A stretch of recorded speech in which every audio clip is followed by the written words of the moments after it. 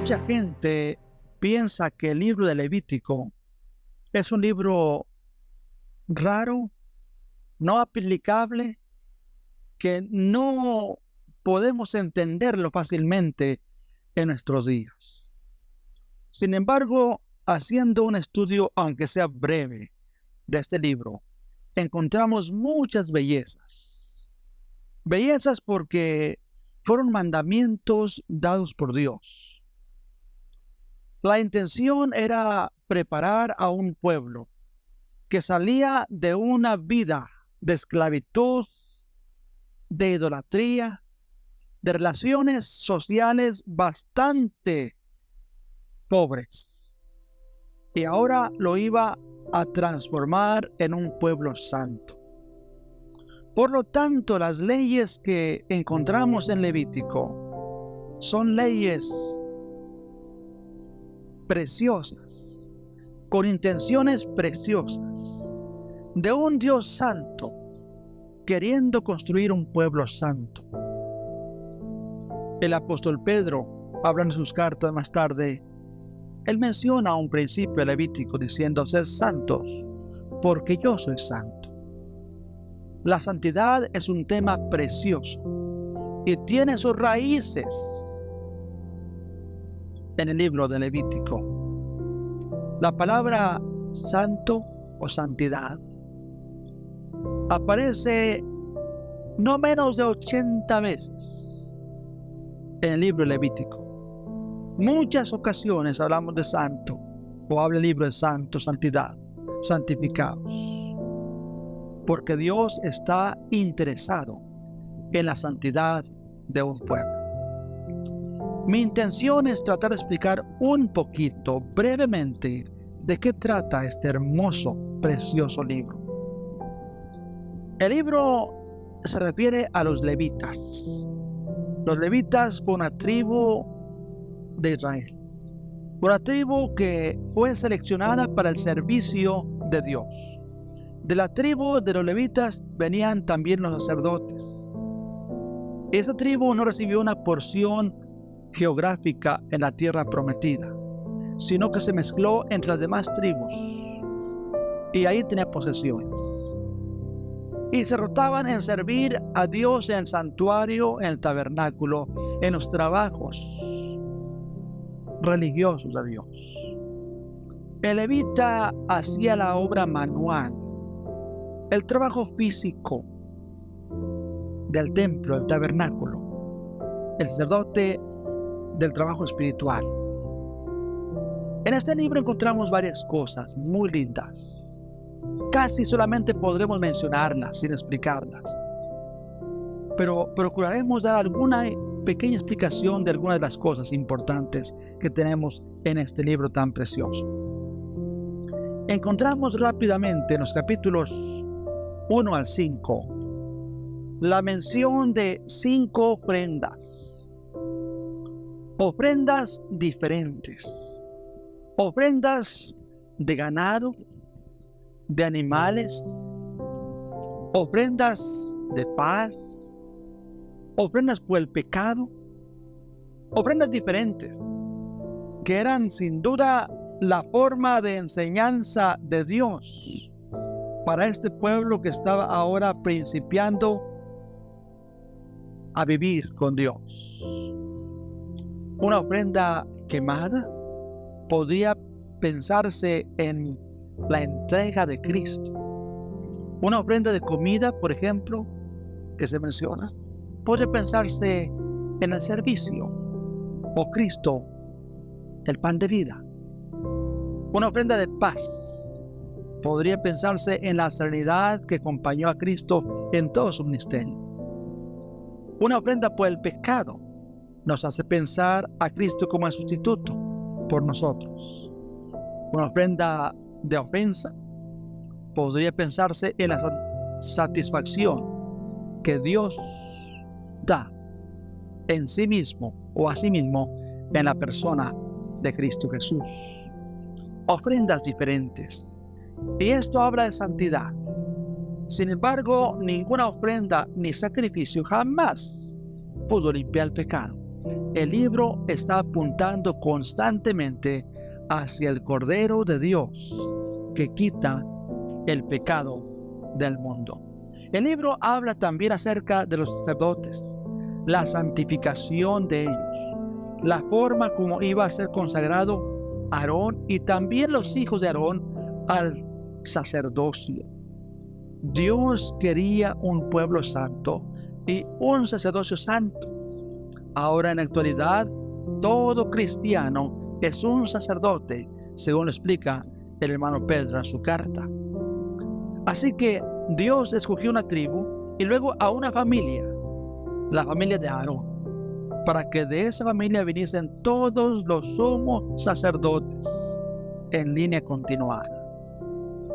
Y estos sacerdotes tenían que estar consagrados constantemente para el oficio especial. Ahora mire usted el caso tan importante. Una persona del pueblo había pecado, venía entonces al sacerdote, traía una ofrenda y tenía que poner la mano sobre esa ofrenda, sobre ese animal, como demostración de su arrepentimiento. Y luego era sacrificado aquel animal para luego ser quemado. Y ese trabajo era del sacerdote. Y este oficiaba constantemente. Aún hasta venía al lugar santo para ofrecer oraciones de arrepentimiento y de perdón. Y ese trabajo era constantemente hecho por los sacerdotes, por aquellos hombres entregados al servicio de Dios. Pero no siempre hubo seriedad. Hubo un caso al menos de un par de hombres que no estuvieron tratando el asunto con mucha seriedad. Y los dos eran hijos de Aarón, el primer sumo sacerdote. Estos jóvenes ofrecieron un fuego que Dios no había ordenado y al instante Dios los mató. Sus nombres eran Nadab y Abiú. Estos jóvenes, tal vez bromeando, tal vez con poco cuidado, con poco respeto a las cosas de Dios, hicieron fuego que Dios no ordenó, que Dios al instante los destruyó. Ahora, el libro presenta una serie de animales limpios y animales inmundos. Y se da una serie de cosas o de animales que el hombre puede comer y los que el hombre no puede comer. Ahora, entendamos esto. Dios está hablando a un pueblo santo que quiere apartar. En ninguna parte del Nuevo Testamento se menciona que sea un pecado comer carne de cerdo, que sea un pecado comer carne de liebre o conejo, que sea un pecado comer camarones, langosta, ostiones, almejas, abulón. Aunque en el libro de Levítico se menciona como animales inmundos, no propios para comer. Dios está tratando con un pueblo especial. Ahora, de hecho, estos animales que mencioné son difíciles de digerir. Algunos estómagos no los pueden asimilar muy bien y por lo tanto sería bueno dejarlos a un lado. Pero no por pecado, sino por conveniencia. Dios en su palabra para el gentil, para usted y para mí, no nos prohíbe comer la carne de cualquier animal que se pueda comer. Pero sí, en este libro prohíbe algo muy importante, y es que no debemos comer la sangre del animal. No importa cuál sea el animal, no importa qué tan sabroso sea, pero Dios ha prohibido en este libro y en otras partes de la Biblia, en Génesis y también en Hechos, que no debemos comer la sangre de los animales. Hay muchas razones científicas, médicas, pero más que nada es la orden de Dios de respetar la sangre. Ahora, el libro presenta varias cosas muy interesantes. Por ejemplo, la purificación de las madres al dar a luz. un periodo de separación de 40 días en el caso de ser varoncitos, sus niños. 40 días debía separarse y guardarse. Pero si el caso era de una niña, entonces debía guardarse 80 días. Ahora, este es un caso muy especial, porque las madres judías hasta la fecha son muy respetuosas en cuanto a esas leyes que les ayudan a su propia higiene, a su propio bienestar. Y claro está, cuando imitamos a este pueblo, en algunas cosas de estas, recibimos bendición también. Claro, bendición física, más que nada. Dios habla en el capítulo 16 del libro de uno de los detalles más preciosos de toda la Biblia, y es el precioso día de la expiación.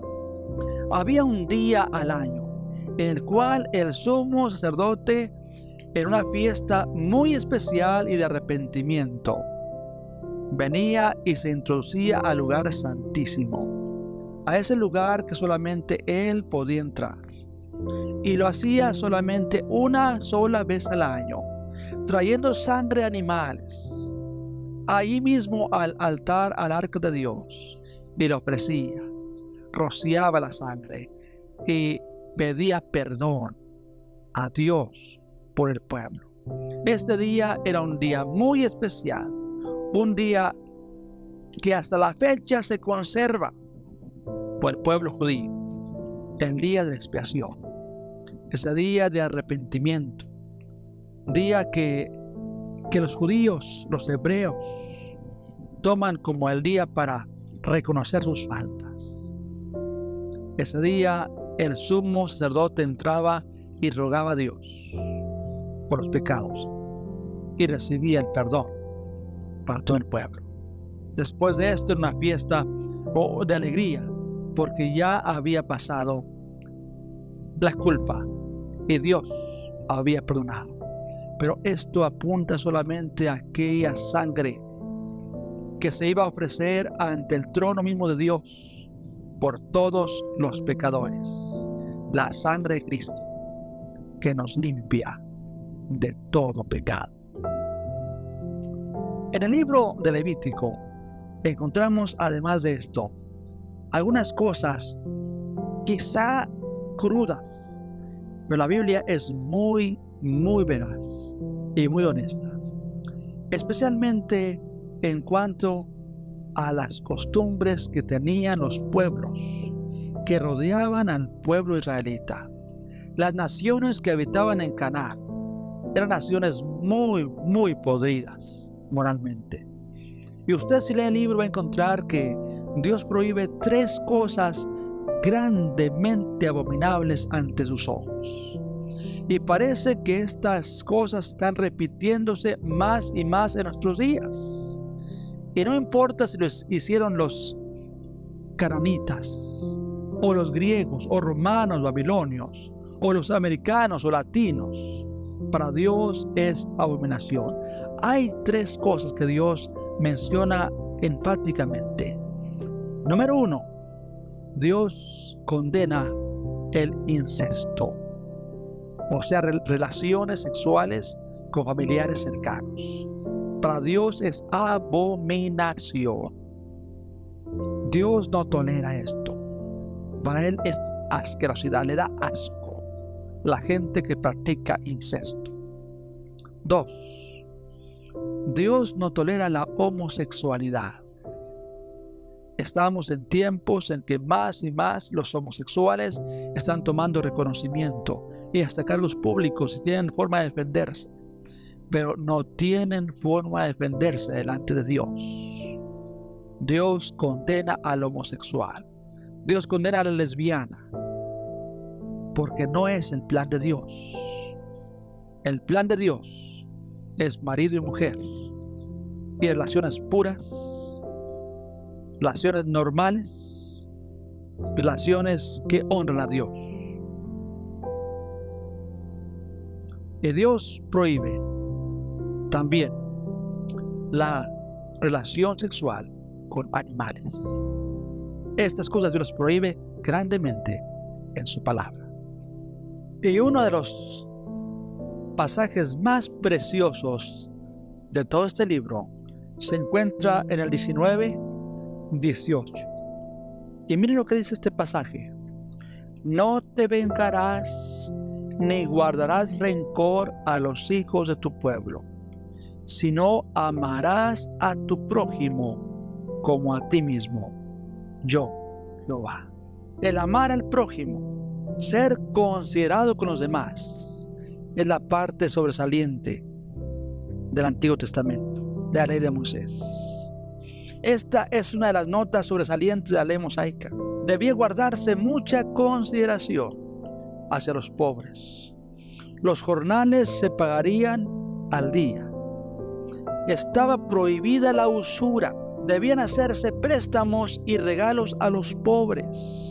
En los campos segados debía dejarse para los pobres la espigada o la rebusca.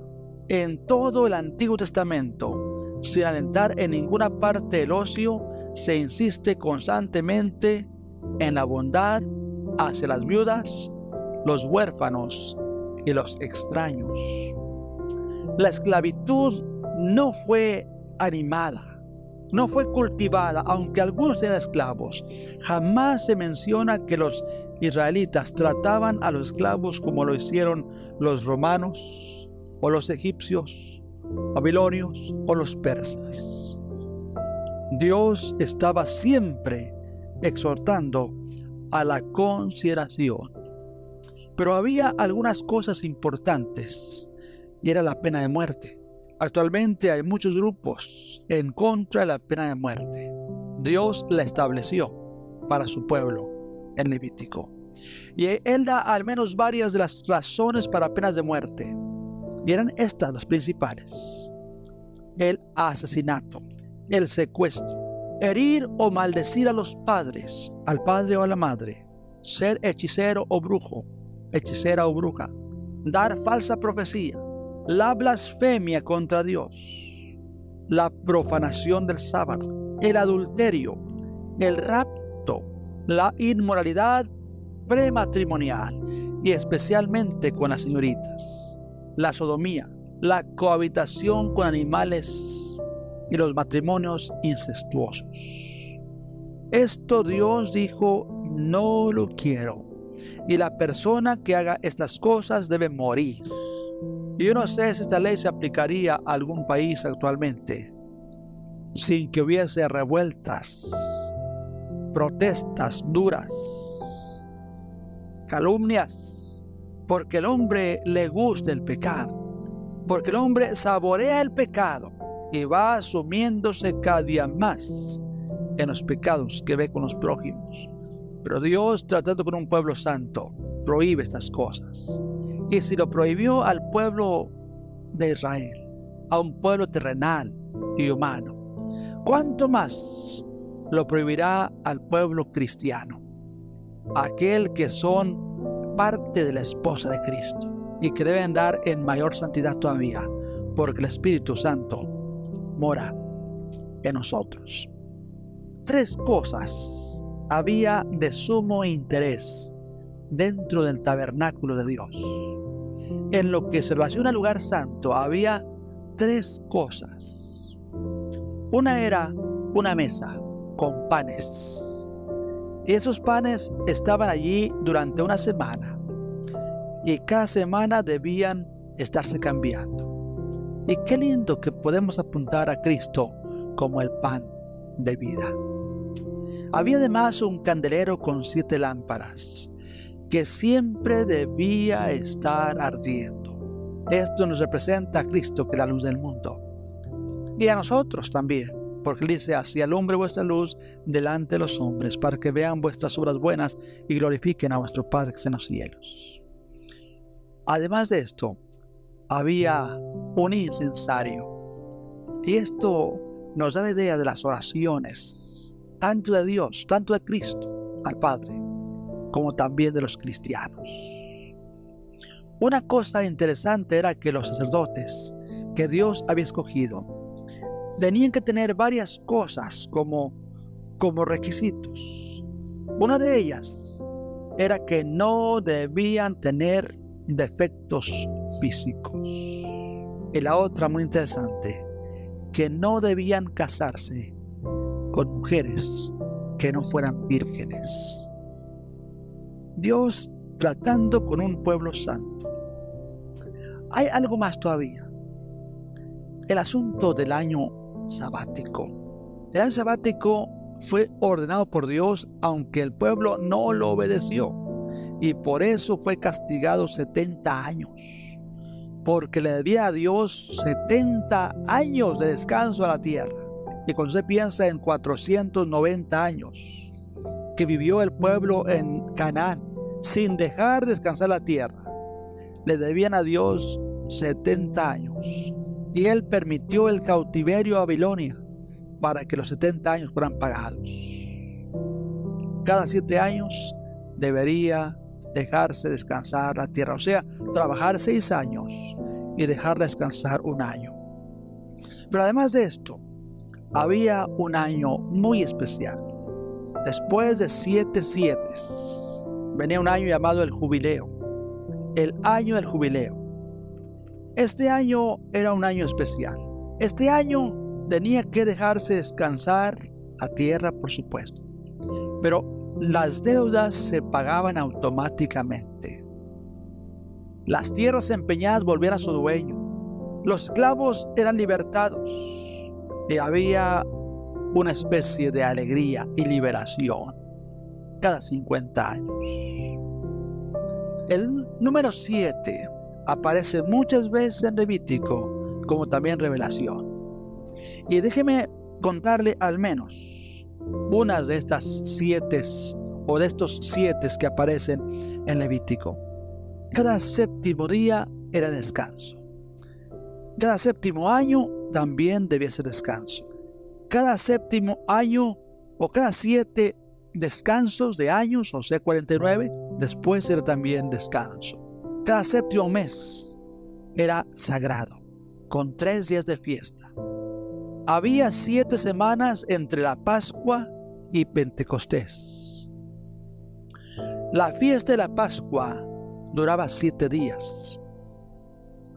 La fiesta de los tabernáculos duraba 7 días. En la Pascua se ofrendaban cada día 14 corderos, o sea, 2 por 7. En la fiesta de los tabernáculos, 14 corderos y 70 bueyes, o sea, 2 por 7, 14, y 7 por 10, 70. En Pentecostés se ofrecían 7 corderos. Qué interesante que el libro de Levítico se encuentra marcado con muchos 7, muchos 7. Además de otros 7, tenemos estos aquí mencionados.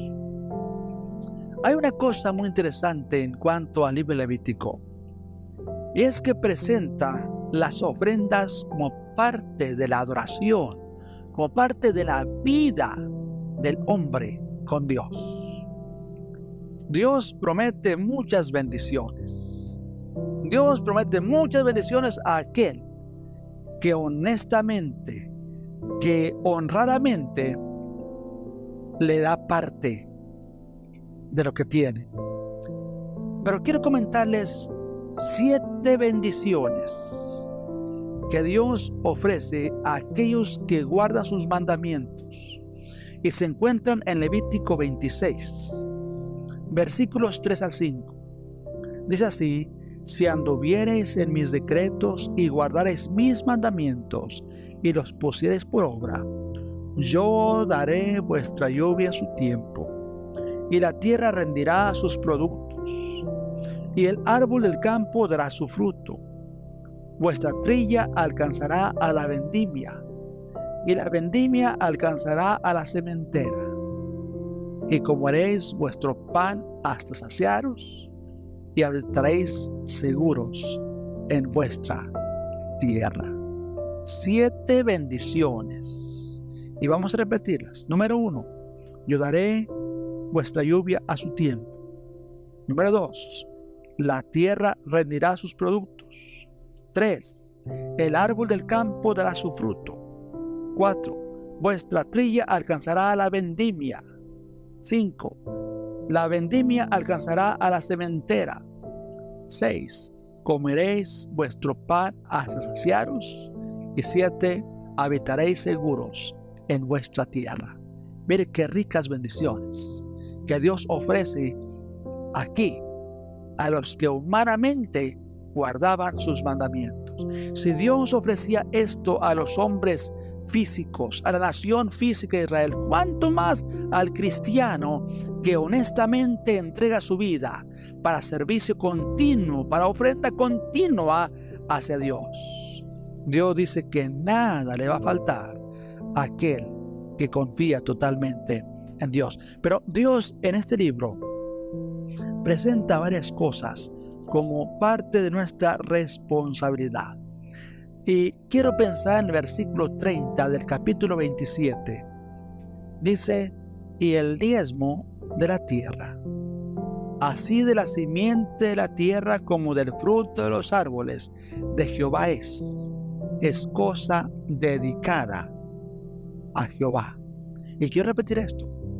Y el diezmo de la tierra, así de la simiente de la tierra como el fruto de los árboles de Jehová es cosa consagrada a Jehová. Mi amigo y mi hermano, Dios quiere tratar con un pueblo especial. Allá en el Sinaí, Él dio leyes muy importantes para la nación hebrea. Ahora usted dirá, bueno, yo no soy judío, a mí no me toca eso. No, mi hermano, es diferente. Ahora usted no es judío. Ahora usted es parte de la iglesia de Cristo, si es cristiano. Y como hijo de Dios, usted siente gozo en participar de lo que Dios le ha dado para la causa de Dios. Mire, si usted es hijo de Dios y no da los diezmos al Señor, ni siquiera llega a ser como judío. Ni siquiera llega a ser como judío. Cuando uno es hijo de Dios, todo lo que tiene pertenece a Dios. Y cuanto más coopere con la causa de Dios, más feliz va a sentirse, más en paz con su conciencia y mayores bendiciones va a recibir de Dios. Mayores. Dios ha querido que el hombre camine con Él. Y por eso le ha dado la oportunidad. Ahora nosotros somos pueblo santo, real sacerdocio. Y nuestro andar, nuestro vivir, nuestro hablar, nuestra conducta debe ser mucho mejor que la de un judío. El judío lo vigilaban para que cumpliera. A usted y a mí, Dios nos invita a que le entreguemos nuestro corazón y nuestro cuerpo como una ofrenda viva, como un sacrificio santo para Él. Hágalo, hermano, y que Dios te bendiga ricamente.